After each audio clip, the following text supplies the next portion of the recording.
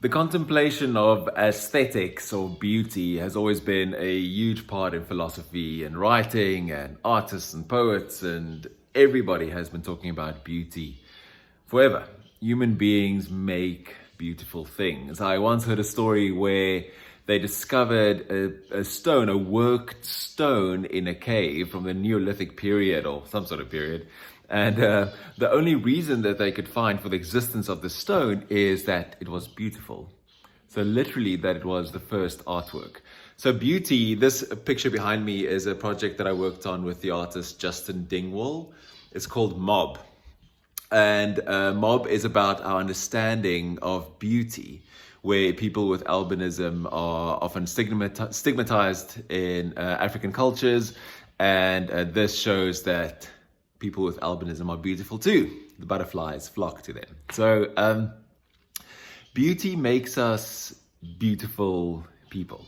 Good design matters. Good design makes cities work. Good design makes us feel better when we engage with it. So there's something about having beautiful objects and beautiful things around you that actually makes you a better human being, which is what we're trying to do in Palestra. So I love Oscar Wilde. I quote him often. And Oscar Wilde said that if something is useless, at least make it beautiful, because otherwise it will have no purpose at all. And so making something beautiful is truly almost a redemptive act. So there are many stories about cities that have been made more beautiful and better designed, where crime was lowered. There's lots of evidence to suggest or to know that beautiful things actually just make us better human beings.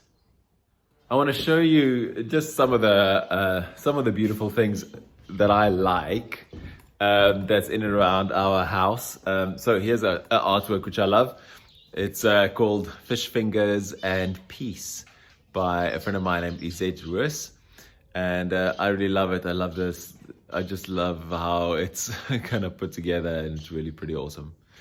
Then this is another piece that I love. It's one that I made. It's called The Middle Class Passage. And it sort of has the layout of a slave ship, but it's done in the office plan. So the plan of an office, which is kind of crazy and cool. And let me show you some other cool stuff that I like. Oh, this is a painting that I love.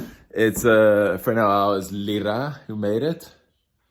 And if you look closely, you'll see that there's like little birds flying around in the painting, which is quite rad. I want to show you something else. I think it's a little bit messy. I want to show you something that I just pulled out of my cupboard. These are shoes that I bought years and years ago, literally like 20 years ago, and they are. Let me show you. If you know what these are, they're pretty rad. Look how cool they are. So I bought them in like 99, and they are like proper Prada shoes. So I was a fashion design student at the time, and I really obviously loved these freaking shoes. And I bought them. I didn't eat for like a week, or I just ate like really crap food for like a week, because I bought them in London. They were really insanely expensive, but they're so beautiful and they give me so much joy. I wear them like maybe once or twice a year because they're so special to me. And let me show you some other stuff. Ooh, I want to show you my absolute favorite painting. It's done by a friend of mine. Her name is Rina Stutzer. And she did this series on, she uses tents. So you can see what it looks like. It's called The Unfolding. And what I love about it is obviously it's magnificently done. She's like really a master. And but I love about it is that it's so nondescript. So her work is all about things that don't really have a place, that are impermanent. So the way we move through the world, we're never really solid in like one place, or we're never really like in one spot for very long. And then that is sort of we need to embrace the journey and the change, which is sort of what a lot of my work is about. So I love that painting, and it helps me remind me of that. It reminds me of that. Here's like a bunch of stuff. It's like all little objects and things that are all beautiful to me in different ways. And there's like a bunch of crazies. There's a golden skull there. So I kind of like skulls. Skulls are actually quite pretty because they've got these big eyes. And I think they sort of remind our human brains of babies. So that's why we like looking at them. But I keep them there just to remind me of mortality. So I've got a couple of skulls.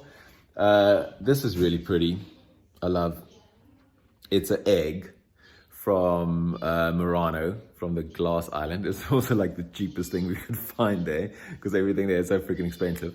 But it reminds me of the beauty of Murano and Venice and all of that. So every time I look at it, I really, really love it. There's something else I want to show you. Oh, these are pretty rad. They are skulls, but they're salt and pepper shakers, and they're from Japan. So when you kind of click them, their mouths go up and down, and they're quite rad. This is by a friend of mine. His name's Angus Taylor. And it's a really massive statue, which I would love to buy, but it's like a little too expensive. And it's really massive. So beauty is massively important to me. Design is massively important to me. Steve Jobs famously said when they asked about the design of the Apple products, that he said, design isn't something we add on later. Like, design is what it does. And the reason that people love those products so much, and especially because they were so groundbreaking, was not only because of the technology inside, but because of the way that they looked and the way that they handled and the way that and the way that they feel. So I'm really obviously very passionate about beauty and beautiful things. And I think our world needs more of it. So the challenge here for this week is for you to fill your life with something beautiful, to go and get something beautiful that inspires you and makes you want to be a better human being. And also in the work that you create, the stuff that you build, to build stuff that's not only functional, but beautiful, that it's elegant and aesthetically pleasing, because that in itself actually makes the world a better place, and it makes the people that use your products, your services, feel better about themselves. So, one last thing. This is my favorite cappuccino cup. Isn't it rad? It's like porcelain. It's called the Crush Cup. Like porcelain, but it looks like plastic, which I love. I just think it's so kind of ironic and crazy. Thank you for watching. I hope that you can fill your life with some beautiful things this week and always. And then above all, like, build the beautiful stuff, because the world needs beauty.